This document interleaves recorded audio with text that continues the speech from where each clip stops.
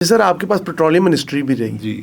عمران خان کے دور میں کیکڑا 1 کیکڑا 2 کی باتیں ہوئی اور پیٹرول کی ایکسکویشن کی باتیں ہوئی. کیا پاکستان میں واقعی میں پیٹرول ہے زیر زمین یا صرف باتیں ہیں؟ دنیا میں ہر جگہ پہ ہے. لیکن بات یہ ہے کہ کیا اکنامیکلی آپ اس کو نکال سکتے ہیں یا نہیں نکال سکتے. تو یہ جو ویل ہے جو ڈیپ، یہ ڈیپ سی، الٹرا ڈیپ اسے کہتے ہیں.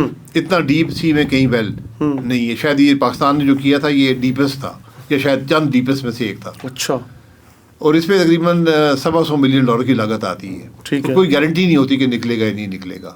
مطلب وہ اندھا کنواں ہے یہ کہہ سکتے ہیں. پیسہ ہمیشہ دیکھیں ڈرلنگ جب بھی آپ کرتے ہیں نا آپ اندھا کنواں ہی ہوتا ہے. ٹھیک ہے. آپ کے پاس کچھ اسٹڈیز ہوتی ہیں، ایکسپیکٹیشن ہوتی ہے، یہ ساری پرابیبلٹی کی گیم ہے کہ کیا پرابیبلٹی ہے فائنڈ کی. تو آپ اس کے مطابق یہ چیزیں جو ہیں ڈرلنگ کرتے ہیں. یہ کیکڑا والا جو ویل تھا یہ میں نے ہی ڈیولپ کیا تھا. یہ بہت عرصے سے پڑا ہوا تھا. اس میں سے ایک چائنیز کمپنی تھی وہ نکل گئی تھی. ٹھیک ہے. اس کی جگہ ہم امریکہ کی اور دنیا کی سب سے بڑی کمپنی لے کر آئے ایکسون کو. بڑی محنت کرنی پڑی، تقریباً 2-2.5 سال لگے تھے. مختلف میٹنگز ہوئیں. پھر میں پرائم منسٹر تک بنا کے سائن کیا کہ ہم یہ سب بنیں گے. وہ یہ کہتے تھے کہ اس کے اندر آئل ہے. ٹھیک ہے. ہمارے ایکسپرٹ اور جو دوسری جو اٹالین کمپنی تھی جو آپریٹ کر رہی تھی جس نے ڈرل کرنا تھا وہ کہتے تھے گیس ہے. ٹھیک ہے. اب اگر گیس نکل آتی تو آپ یقین کریں کہ پاکستان جو ہے وہ کنگال ہو جاتا. کنگال ہو جاتا؟ میں کہنے لگا تھا، مجھے لگا آپ کہیں گے قطر بن جاتا. نہیں. کیوں؟ اس کی قیمت اتنی زیادہ تھی. آج جو آپ کی قطر جو آپ کو اپنی گیس نکال کر LNG بنا کر کراچی میں پہنچاتا ہے وہ $8 کی پہنچاتا ہے. ٹھیک ہے. ہماری جو گیس نکلتی وہ $11 کی قیمت تھی. ہمیں $11 ادا کرنا. وہ تو وائبل ہی نہ ہوتی. جی میں یہی کہہ رہا ہوں. تو اس لیے یہ چیزیں ذرا بڑی سوچ سمجھ کے تیل نکلتا تو آپ کا فائدہ تھا.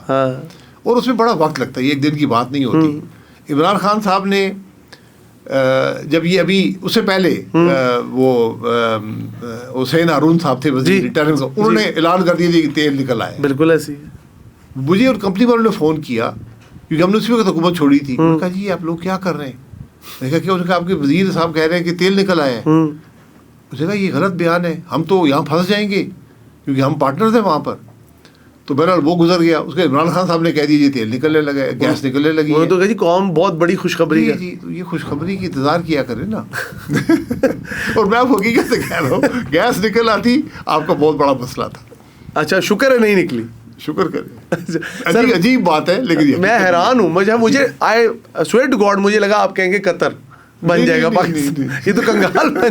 سر لاسٹ میں مجھے بتا دیں، محسن نقوی صاحب نے کہا یہ نظام بوسیدہ ہو چکا ہے، ٹھیک ہے، اس نظام کو بدلنے کی ضرورت ہے، اور اسی نظام نے ان کو تمغہ امتیاز یا ستارہ امتیاز کے لیے نامزد کر دیا. نشان امتیاز. الحمدللہ. کیا کہیں گے؟ وہ یہ بتا دیں کہ ان کو کس نے کہا تھا یہ کہنے کے لیے.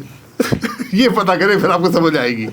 کیونکہ ان کو تو 5 سال تو نہیں کہا نا انہوں نے. آج ایک دم ان کو کہاں سے یہ آیا کہ بھائی یہ نظام ہے ناکام، آج کا نہیں ہے، بہت عرصے سے ناکام ہے. تو وہ ناکام نظام کا حصہ ہے. تو انہوں نے پسند کیا کہ میں ناکام نظام کا حصہ رہوں، اور اس ناکام نظام نے ان کو نشان امتیاز جو سب سے بڑا ہوتا ہے، سب سے گیلنٹری نشان ہوتے ہیں. نہیں گیلنٹری نہیں، یہ مختلف سول ایوارڈ، بٹ سب سے بڑا نشان ہوتا ہے، پھر ہلال ہوتا ہے، پھر ستارہ ہوتا ہے، پھر تمغہ ہوتا ہے، اور اس کے بعد حسن کارکردگی آتا ہے. وہ تو نیچے ہوتا ہے. اور اس کے بھی مختلف ہوتے ہیں، ایک قائد اعظم کے نام سے بھی ہوتا ہے، پاکستان کے نام سے بھی ہوتا ہے. سر یہ جو ہر ایک کو دینے کا ایک سٹائل بن گیا، اور اس کے اوپر کئی مرات بھی ہیں کہ آپ کسی گیسٹ ہاؤس میں جا کے اسٹے کر سکتے ہیں، حکومتی کسی سرکٹ ہاؤس میں. تو سر یہ کیا طریقہ کار ہے؟ اس کی کوئی وہ ہوتے ہیں مطلب کرائٹیریا کہ یہ بندہ جس کو مرضی دے دے؟ کوئی کرائٹیریا نہیں ہے.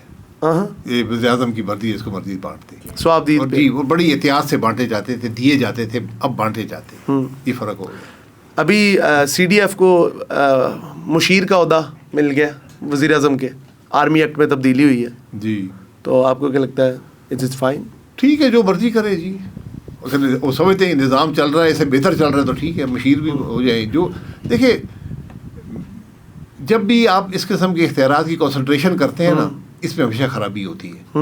اس لیے بڑی احتیاط سے یہ نظام بنائے جاتے ہیں، سوچ ایک ڈبیٹ ہوتی ہے، اس کے بعد چیزیں بنتی ہیں. اجرت میں جو کام ہوتا ہے اس سے نقصان ہوتا ہے. پاکستان کے آئین کو ری ڈیفائن ہونے کی ضرورت ہے. پہلے امپلیمنٹ تو کریں نا اس کو. ری ڈیفائن تو بعد میں کریں گے. جس ملک کے اندر فنڈامنٹل رائٹس نہ ہوں پارٹ 2 ہے ہمارے آئین کا، چیپٹر 1 ہے، یہ کوئی 20-21 آرٹیکلز ہیں، فنڈامنٹل رائٹس ہیں. آج اس ملک کے عوام کو اس میں سے ایک بھی چیز میسر نہیں ہے. اور یہ بنیادی رشتہ ہوتا ہے ریاست کا اور شہری کا، ہم نے وہ ختم کر دیا ہے.